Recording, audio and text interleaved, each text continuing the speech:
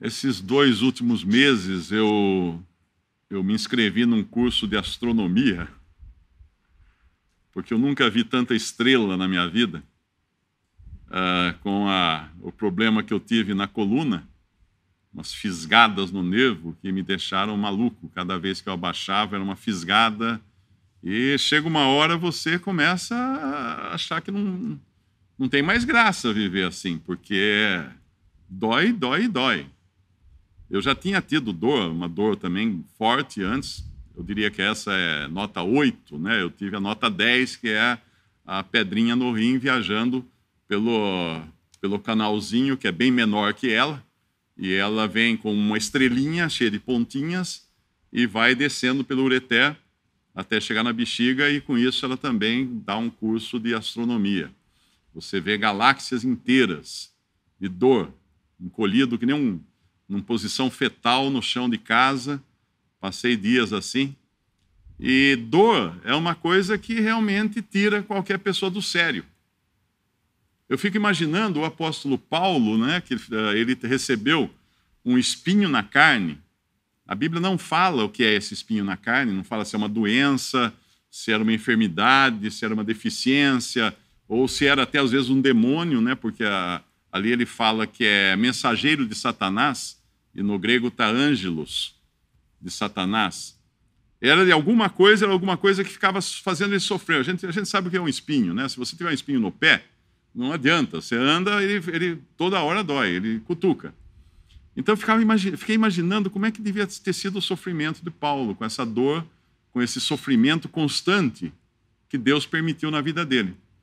E todos nós já sofremos dor. Eu acho que aqui não tem ninguém que não teve dor, a não ser que seja uma pessoa que sofre de hanseníase, a lepra, que aí a pessoa não tem dor. Mas aí é um outro problema, é um problema seríssimo, porque por não ter dor, ela não tem os mecanismos de defesa, ela não tem os instintos, né, de defesa.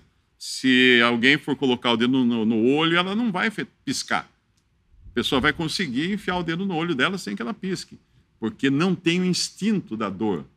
E nós, graças a Deus, temos esse instinto, o tato no nosso corpo, que permite que a gente, por exemplo, sinta menos dor do lado de cada mão do que do lado de cá, porque Deus já fez a mão com mais gordura por aqui para a gente poder segurar coisas desse lado. Se fosse segurar desse lado, doeria. Então, a nossa constituição é perfeita para podermos suportar as coisas. Mas a dor ninguém aguenta. A dor é ruim, a dor é difícil de sofrer. E é um problema que acompanha toda a humanidade. Não tem ninguém que possa falar que gosta de sofrer dor. Eu não sei. Eu sei de pessoas que chegaram no dentista, né? O Beto contou uma vez, chegou e falou: não, você vai tratar o canal, não quero anestesia. E disse que o sujeito ficou lá firme. Não sei como pode, mas antigamente tinha que fazer também, porque não tinha anestesia. Normalmente, a dor causa em nós, do ponto de vista espiritual, ela causa 2 reações. Um ser humano com dor intensa, ele pode decidir que Deus não existe. Porque se Deus existisse, ele daria algum jeito na dor e no sofrimento da humanidade. E o sofrimento da humanidade, a dor, o sofrimento é questão filosófica de milhares de anos, de religiões e filosofias. Então, muitas pessoas se tornam ateus por dor, por sofrimento, sofrem tanto que ficam ateus.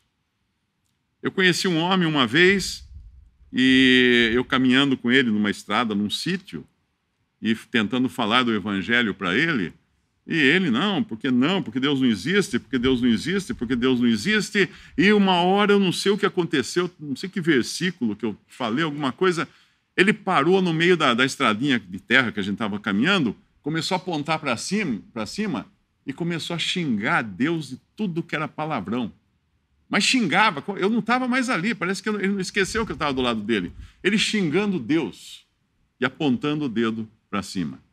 Eu assustei, depois fui perguntar para uma pessoa, aí me contaram que aquele homem teve um trauma muito forte na sua vida quando ele viu a mulher dele se jogar na frente de um trem. E aí ele teve que recolher os pedaços da mulher para enterrar, e isso causou um trauma tão grande que ele negava Deus completamente. A dor que ele sentiu era muito grande. E essa dor levou ele a um extremo que foi o de negar a Deus. Na verdade, ele sabia que Deus existia, senão ele não ia xingar a Deus. Mas muitas pessoas, pela dor, são levadas para o outro extremo. Buscam conhecer a Deus, buscam conhecer o Evangelho. E são salvas, creem em Cristo. Então veja que a mesma coisa, o mesmo instrumento que está aí disponível para todo mundo, pode causar efeitos totalmente opostos. E uma coisa importante saber, como lidar com a dor? Na realidade, você tem, claro, anestésicos, essas coisas, mas dor não é só dor física, né? Existe a dor da perda de um filho, a dor da perda de uma esposa, a dor de uma separação, a dor de uma traição, a dor de uma pessoa que desapareceu, que é uma dor que a mãe fica a vida inteira com aquela dor no coração, esperando que a polícia vai encontrar um filho ou uma filha desaparecida. Então, existem diferentes tipos de dor, e nem todas você cura com remédios, com medicamentos, com anestésicos. Agora, o que acontece é que a maneira como a pessoa enfrenta a dor é que vai fazer a diferença na vida dela. Então, se não existe um remédio para a dor, nesse sentido amplo, existe sim um remédio para a solução dessa dor, ou para o resultado dessa dor, que é a maneira como você encara a dor. E o cristão, ele pode encarar a dor como uma reprimenda de Deus, uma disciplina de Deus, e isso é bíblico. Deus nos disciplina, Deus castiga aquele que Ele ama, o filho que ama.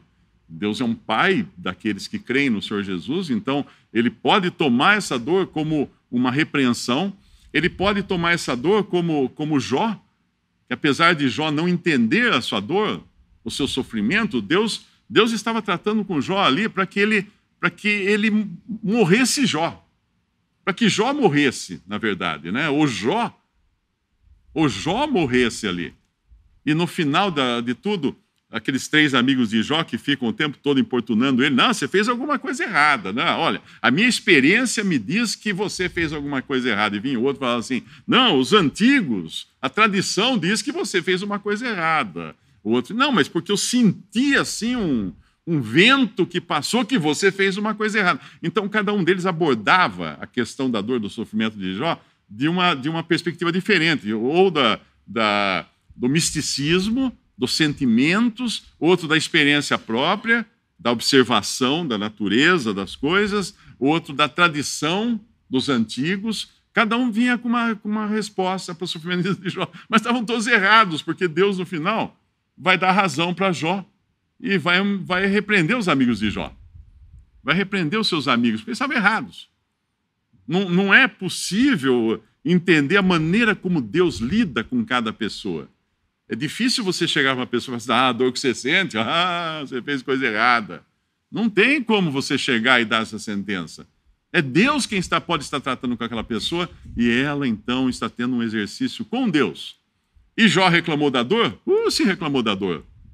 Mas a grande diferença da reclamação de Jó é que ele não reclamou para os outros, ele reclamou para Deus. E reclamar para Deus é uma espécie de oração também. Quando você levanta os olhos e fala, Senhor, por que o Senhor está deixando acontecer isso comigo? Isso é uma oração. Ainda que seja uma indagação, ainda que seja uma angústia, o Senhor Jesus orou assim na cruz. Deus meu, por que me desamparaste? Mas ele não falou isso para os homens.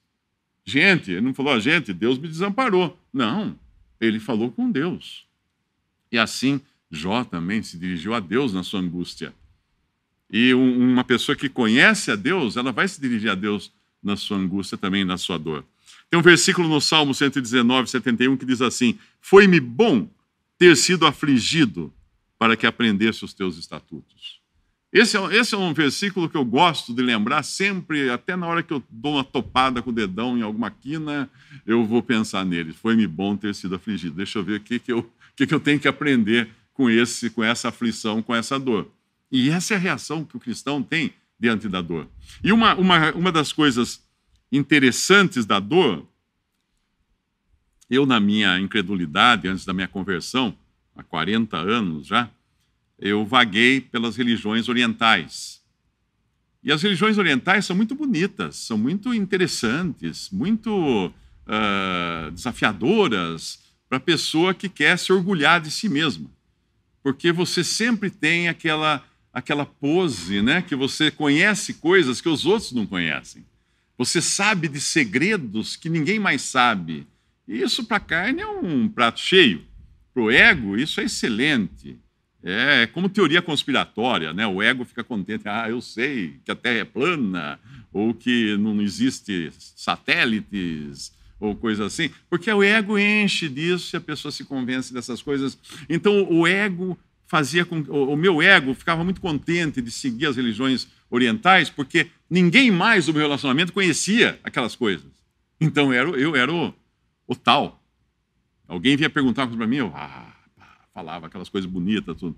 Mas tinha uma coisa nas religiões orientais, todas elas tinham, de certa maneira, seguiam uma tendência budista, ou reencarnacionista, ou as duas coisas. É sempre uma salada, né? É difícil você encontrar alguém que é puro numa religião oriental, é um puritano budista, vamos dizer assim.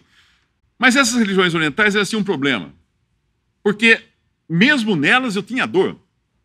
Mesmo seguindo aquelas coisas, comendo a comida macrobiótica, pesando nada, flutuando, né, vivendo de prana, eu tinha dor também. Tinha dor de cabeça, tinha enxaquecas terríveis. E não tinha solução para a dor. Mas aí entra a filosofia oriental, que isso aí é para o seu aperfeiçoamento. Isso é para eliminar o seu karma. Você está sofrendo porque na outra vida você aprontou algumas e agora você sofre para eliminar esse karma, para depois, na próxima encarnação, ter uma vida mais legal, sem esse karma que agora você está queimando aqui, como quem queima caloria em academia. Você tem que eliminar o seu karma, eliminar aquelas coisas ruins da sua vida, porque senão... Isso é uma religião oriental. Mas sabe o que ela tem? Ela não tem Deus. O budismo não tem Deus. Eu não sei se vocês sabem a história do budismo. O budismo não existe Deus. Um budista puro, ele não crê em Deus. Não existe Deus no budismo. E depois que morre, simplesmente você entra numa massa genérica, como se fosse uma energia cósmica, onde todos acabam participando daquele bolo, e você não é mais você simplesmente entra num estado de equilíbrio com o universo. É assim que funciona. Mas, obviamente, para mim isso aí não era muito interessante, porque eu, quando criança, eu brincava de massinha. Eu ganhava umas caixas de massinha, uns estojos de massinha coloridas, né? Vem aqueles bastonetes, cada um numa cor bem bonitinha, bem claro e tal. E depois de um tempo de você brincar com aquelas massinhas, o que acontece com as massinhas? Você acaba tendo uma bola de massa cinza, horrível, uma cor que não agrada a nada. Então, basicamente, essas religiões orientais me tentavam induzir a isso, que um dia eu não ia mais ter aquela individualidade minha, com aquela minha cor, o meu jeito de ser. Eu ia fazer parte de um bolo cinza, sem distinção, sem individualidade. Porque as religiões orientais tiram a individualidade da pessoa. Você morreu, acabou, você não é mais você. Esqueça, você nunca mais vai ser você. Isso é o que ensina o budismo, outras religiões orientais. As religiões reencarnacionistas, mesma coisa. Você morre, você não vai mais ser você. Você vai reencarnar numa outra pessoa, uma outra identidade. Seja homem, seja mulher, não importa. Se for um reencarnacionismo mais original, mais de base, de fundamento hindu, por exemplo, do hinduísmo, você pode reencarnar numa vaca, que vai ser, dentro do hinduísmo, é uma chance de você se elevar, você ficar superior às outras pessoas, porque as vacas são superiores e o cachorro é superior à mulher, dentro do hinduísmo. Então, tudo isso, de qualquer maneira, tira a individualidade da pessoa. Você não é mais você. Você não é mais você. E o cristianismo é a única religião na face da terra. Anotem bem isso. Onde o cristão não perde a sua individualidade eternamente. Um cristão, depois que morre ou que é transformado, ele ressuscita, ele é ele. Eu vou ser eu por toda a eternidade, claro, numa versão aprimorada, né? Uma versão melhor, a semelhança de Cristo, você vai ser você, mas não perde identidade. Não esquece quem era. Não esquece das pessoas que você amou. Não esquece dos momentos felizes da sua vida. Você não apaga, não deleta o cérebro. É claro, você muda completamente a sua percepção das coisas, porque está agora num corpo ressuscitado ou transformado, mas a preciosidade disso é que você será você eternamente. Nunca mais deixará de ter essa sua identidade. Qualquer religião que queira mandar você reencarnar, que queira mandar você se transformar numa massa amorfa universal de energia cósmica, ela está roubando de você a sua identidade. Roubo de identidade é crime nessa vida. Imagina eternamente, então, roubar a sua identidade. Então, quando a gente entende essas coisas, ainda que dentro dessas religiões reencarnacionistas, budistas, shintoístas e também não é islamismo não, porque o islamismo vem do Antigo Testamento, mas hinduísmo, por exemplo, todas essas religiões, elas roubam a individualidade da pessoa e elas também transformam você numa massa amorfa depois, ou numa reencarnação em alguém que você nem sabe quem é, pode ser uma pulga, uma pessoa, um homem, um ser humano, não importa, vai ser alguém que não é você mais. Como é que você vai querer ser algo? Eu fujo disso. Não deixe que roubem a sua identidade. Eu sei que talvez algum espírita esteja escutando isso. Não deixe que roubem a sua identidade. Talvez você nunca tenha pensado nisso. Que a religião que você segue roubará ou propõe-se a roubar a sua identidade. Mas outra coisa que, apesar de todas essas religiões que eu citei aqui, terem essas coisas perversas até, dentro no seu bojo, elas também tratam da questão do sofrimento e da dor de uma maneira até semelhante à que o cristianismo trata. Mas nem por isso elas são semelhantes. Percebe? Porque nelas a dor é uma maneira de você evoluir, de você pagar seus pecados e de você... E aí entra outra questão, que diferencia o cristianismo de todas as religiões. Se você é um budista, você vai ter que se exercitar muito, evoluir, fazer exercícios espirituais e blá, blá, blá, e atingir um nível de equilíbrio com a natureza. Se você é um taoísta, tem que ter um equilíbrio yin-yang, você vai ter que atingir esse equilíbrio. Mas é você. E a dor? Você vai ter que sofrer a sua dor. A dor é sua, meu amigo. E os pecados? E o karma? Bom, se você é reencarnacionista, você vai ter que pagar o seu karma. Você pecou, azar seu, você é o que paga. Agora o cristianismo. A dor não é minha só. O cristianismo é a única religião ou mensagem ou boa nova que mostra que Deus, o Filho de Deus, se fez carne e veio ao mundo. E veio ao mundo a semelhança humana, a semelhança do homem, para sofrer, para viver como um ser humano sem pecado, mas como um ser humano, andar, sentar, comer, beber, sentir, ter cansaço, dormir. Ele, um homem, andando nessa terra, mas não só um homem, mas enquanto ele estava aqui, era um homem que tinha uma piedade tal, um cuidado, um amor tão grande que quando ele chegava num leproso, ele punha a mão no leproso e a lepra passava para ele. E ele não ficava leproso, porque perfeito sem pecado, mas ele carregou sobre si as nossas enfermidades, fala a profecia de Isaías, e se cumpriu nos evangelhos, quando ele tocava um enfermo, ele tomava a enfermidade para si. Buda não tomou a enfermidade de ninguém para si. Allan Kardec não levou a enfermidade de ninguém. Não sofreu por ninguém. A única fé onde tem alguém que sofre por você é a fé cristã. Um que veio sofrer, experimentar o que é ser homem experimentar o que é ser humano e sofrer no meu lugar, no seu lugar, até chegar à cruz do Calvário. E ali pagar, não pelos pecados dele, pelos meus pecados. Pelos seus pecados, se você crê nele como Salvador. Percebe a maravilha da fé cristã? O cristão tem um que veio aqui para sofrer, e tem um que veio aqui para morrer, e tem um que veio aqui para pagar pelos seus pecados. Ele não está sozinho. Em qualquer fé, religião ou qualquer coisa, a pessoa morre só. Morre só, não tem ninguém esperando do outro lado. Ah, mas tem os espíritos. Que espíritos? Que espíritos? Você não tem certeza nenhuma de coisa alguma.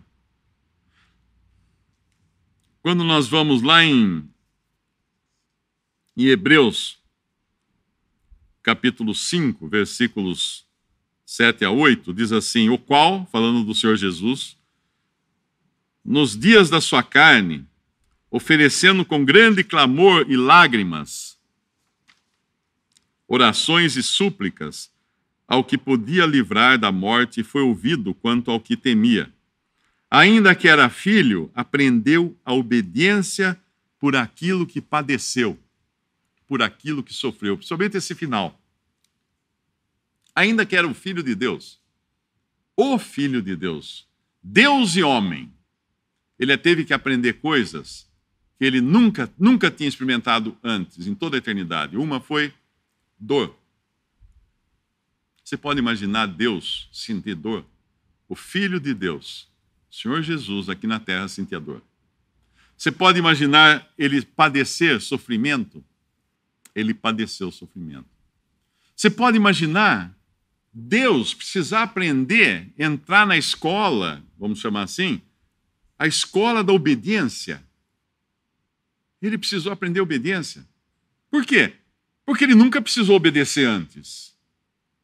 Ele sempre foi o Filho de Deus em harmonia com o Pai e com o Espírito Santo, nessa trindade eterna, nos céus, quando não existia nada, existiam Pai, Filho e Espírito Santo. Mas nunca ele teve que aprender obediência. E ele veio ao mundo e teve de aprender obediência. Ainda que era filho, quer dizer, mesmo sendo filho, aprendeu a obediência por aquilo que padeceu. Pensa assim, um rico industrial, o filho dele fala: pai, eu quero trabalhar na sua indústria. E tem uma indústria que eu conheço que fazem isso, inclusive com os herdeiros, eles têm que começar dos altos fornos.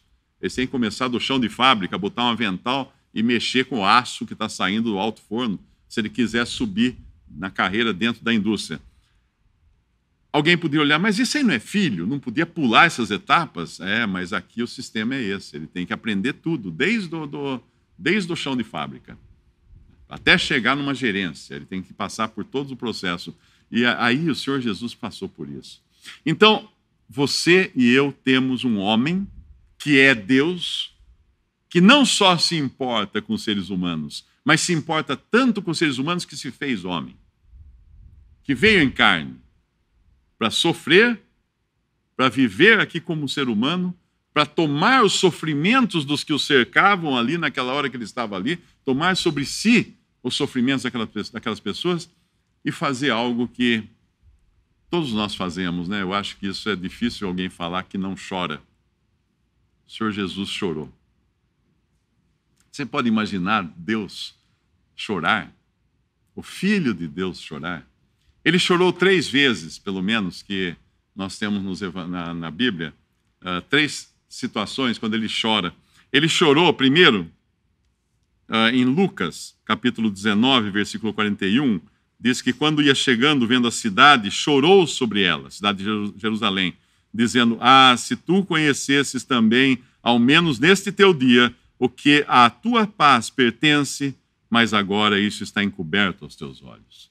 Ele chorou da indiferença que o seu povo de Israel teve, de tantas vezes que ele insistiu em cuidar daquele povo e eles sempre foram indiferentes a ele. Indiferença causa dor. Indiferença causa dor. Quando ninguém liga para você, dói.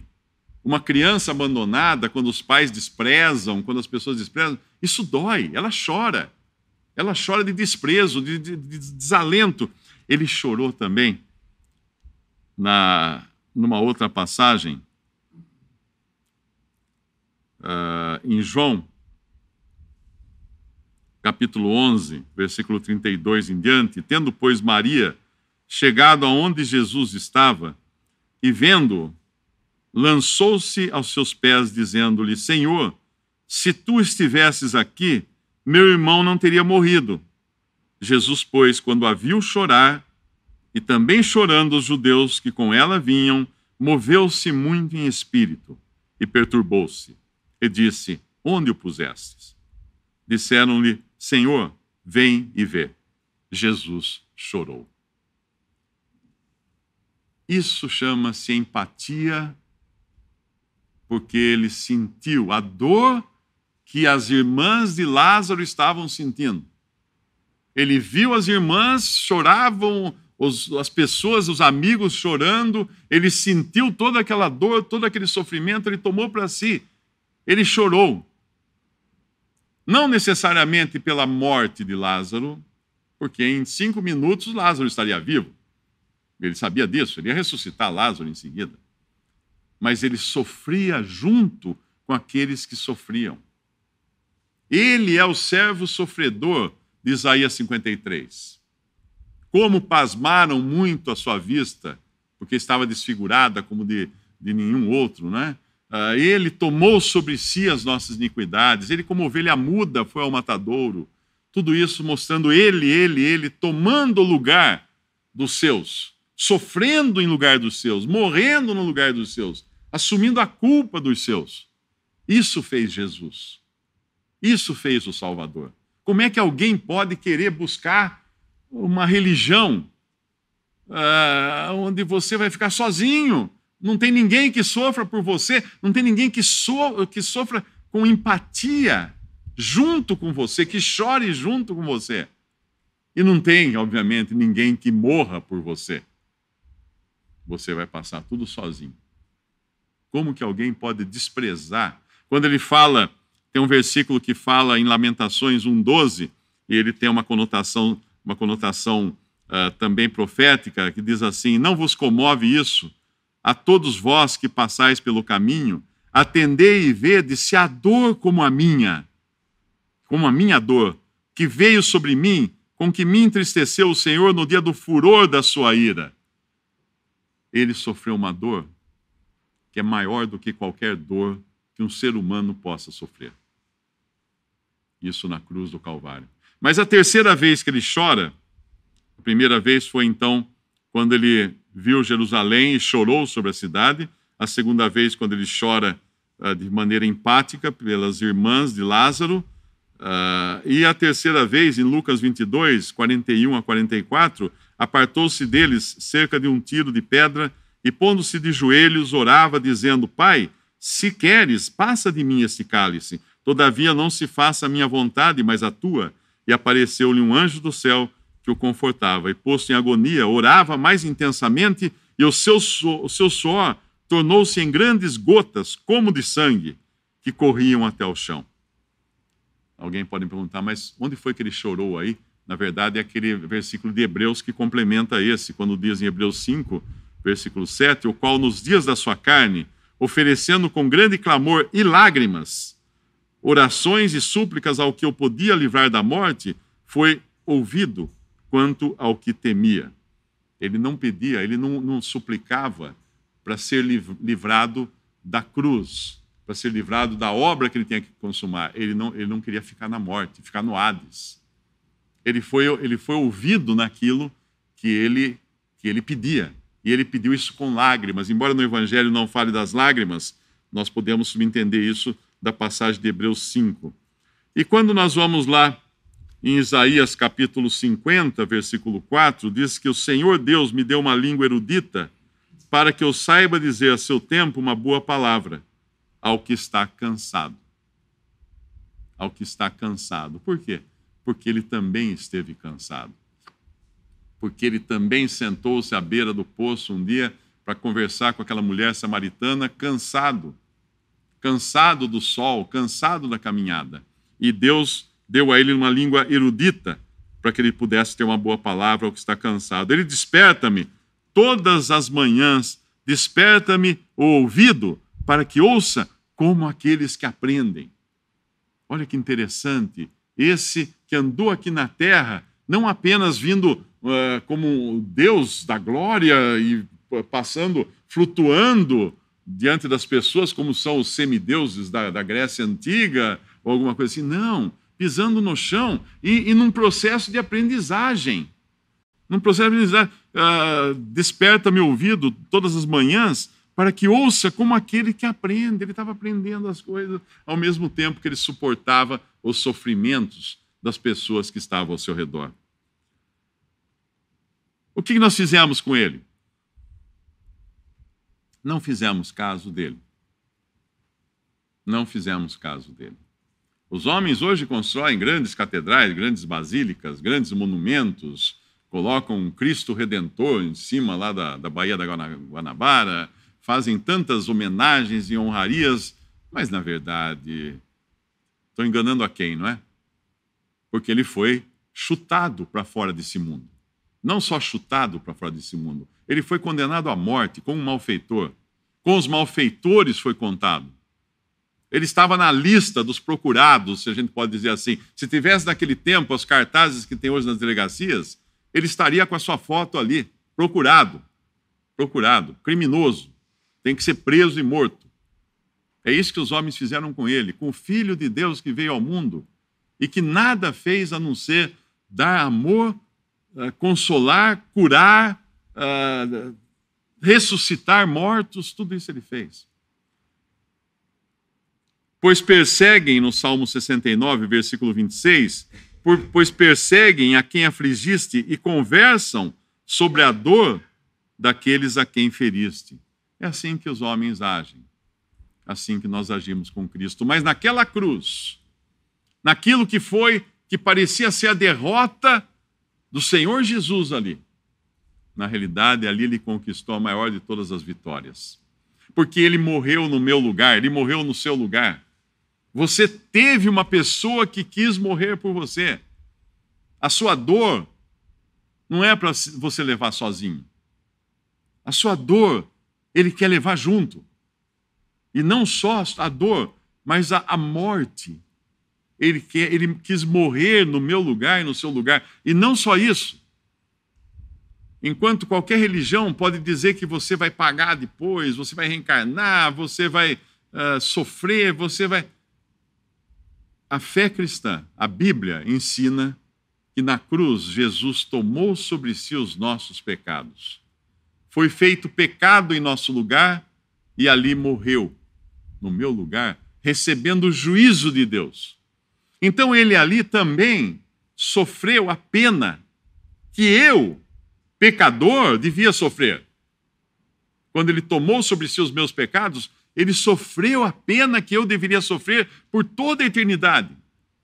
Ele recebeu ali naquelas 3 horas de trevas, quando o próprio Deus precisou voltar a sua face, tirar o rosto, de não olhar mais para aquilo, porque ali naquela cruz estava o Filho de Deus sendo feito pecado.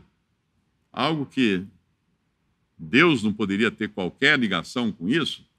Ele foi feito maldição na cruz por nós. Agora eu pergunto, o que você vai fazer com Jesus? O que você vai fazer com ele? Ah, mas eu tenho a minha religião, eu vou na minha igreja, eu vou... Não é isso que eu perguntei. Quando Pilatos perguntou, o que farei de Jesus chamado Cristo? O que farei?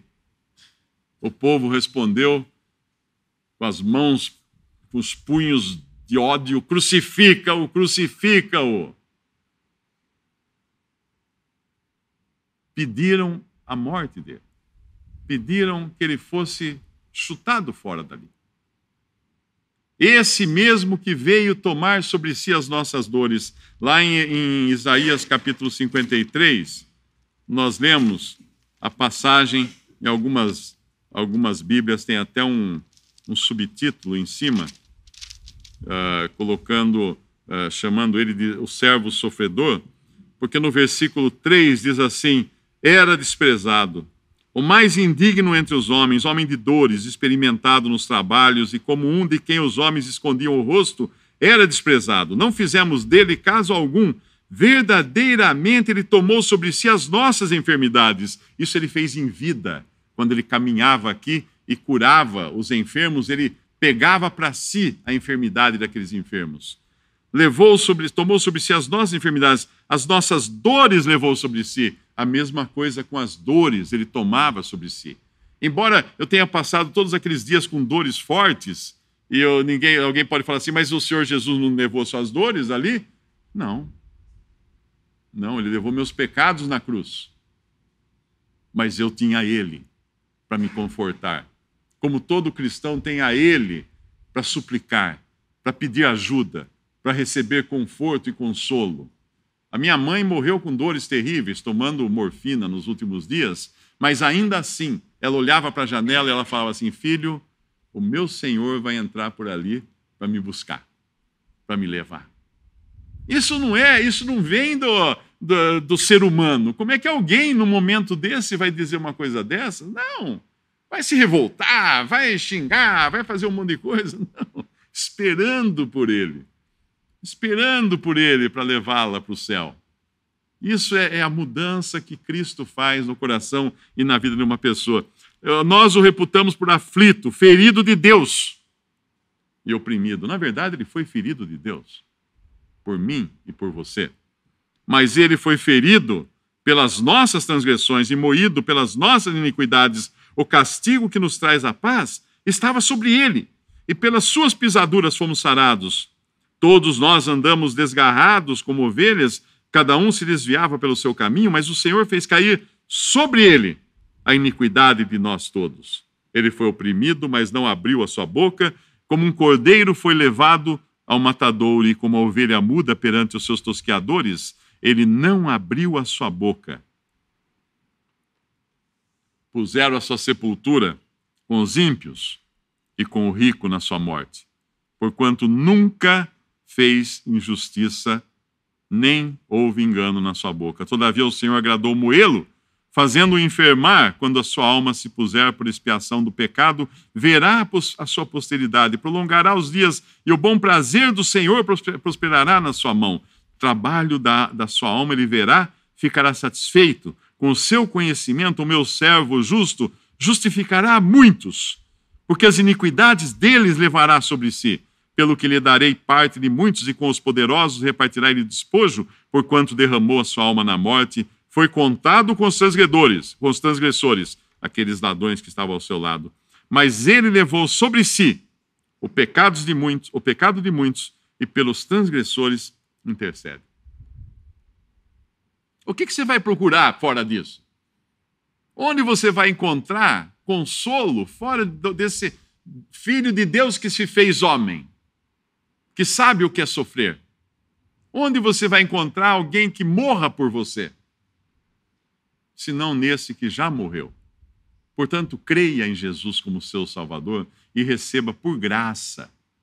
Eu falei de algum esforço aqui, falei de alguma boa obra, falei que você tem que procurar ser religioso, melhorar de vida, mudar, largar seus vícios, alguma coisa. Não, isso não é evangelho. O evangelho é Cristo morreu, e Cristo ressuscitou. Eu falei de duas diferenças das religiões todas para o cristianismo, né? Uma que você perde a identidade, outra que você sofre e morre sozinho, porque não tem ninguém para sofrer e morrer por você, como tem o cristão que teve Cristo que veio sofrer e morrer por mim. E a terceira coisa, a única fé, a única religião com ressurreição é o cristianismo. Porque Cristo ressuscitou, eu vou ressuscitar. E se você crê em Jesus, você vai ressuscitar. Não uma ressurreição meia boca do espiritismo, que vai falar que você vai reencarnar, isso não é ressurreição. Ou de testemunhas de Jeová, que você vai surgir de outra maneira, isso não é ressurreição. Não, a ressurreição do seu corpo na forma tangível. Na forma tangível. O que é tangível? Eu vou usar um termo aqui, claro que isso não é o que vai acontecer depois, mas pensa assim, beliscável. Sabe quando você fala assim, me belisca para ver se eu não estou sonhando? É um corpo tangível, um corpo que realmente dá para beliscar, porque o Senhor Jesus falou para Tomé, coloca o seu dedo aqui, vê que eu não sou um espírito, eu tenho carne e ossos, porque era um corpo tangível, não era uma assombração, um espírito flutuando, não era um corpo etéreo ou alguma coisa, uma aparição, como algumas religiões espiritualistas consideram. Não, era um corpo tangível, e é nesse corpo tangível, a semelhança do corpo de Jesus, que eu vou estar com ele eternamente no céu, porque agora lá já tem um homem com um corpo de carne e ossos, Jesus, o precursor, as primícias, o primeiro que entrou nos céus. Romanos capítulo 8, versículo 14 em diante, então, diz isso aqui, porque todos os que são guiados pelo Espírito de Deus, esses são filhos de Deus. Portanto, nenhum outro é filho de Deus, a não ser os que nasceram de novo e são guiados pelo Espírito de Deus. Porque não recebestes o espírito de escravidão, para outra vez estardes em temor, mas recebestes o espírito de adoção de filhos, pelo qual clamamos, Abba, Pai.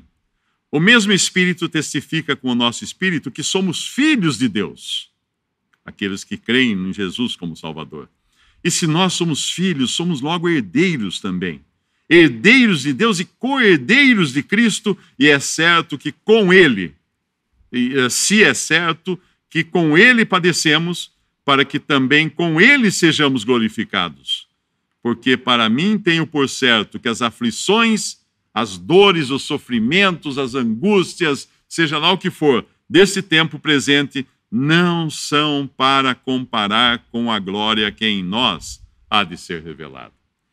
Então, a minha dor da coluna é café pequeno, comparado com as glórias que hão de ser reveladas.